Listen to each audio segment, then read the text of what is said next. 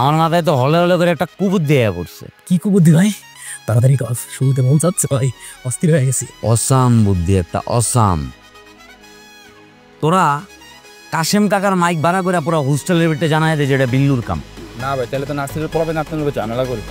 ঠিকই তো কইছে ভাই, এই কামটা আসলেই যারা করছে তারা যদি জানে তাহলে তো বিষয়টা অন্যভাবে নিবা।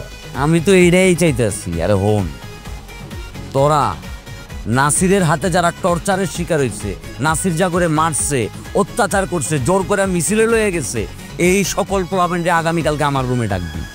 আমি এগোরে বুঝা সেলিম বুঝ দিয়া দেবো। আর এই সুযোগে আসতে করে আমার কোরআনটা হোস্টেলে শক্ত বেরোলাম, বুঝছস না? কিন্তু ভাই মিলাদ পড়লো একজন, আর সিন্নি খাইবেন আপনি, এটা কেমন হয়ে গেল না বিষয়টা? কোমরের নিচে কিডনিতে এমন একটা লাথি মারমু, ব্লাড গ্রুপ পর্যন্ত চেঞ্জ হয়ে যাবো।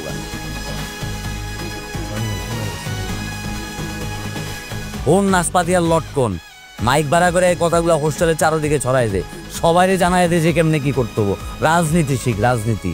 রাজনীতি হচ্ছে তোর ভবিষ্যতে আস্তে আস্তে আগায় লয়ে যাবো বাছাদন, বুঝছস না? আর এই সকল জিনিসই তোমার রাজনীতির পথটারে মসৃণ করবো। বাটার লাগাইবা, বাটার ডলবা, বাটার লাগাইবা, বাটার ডলবা।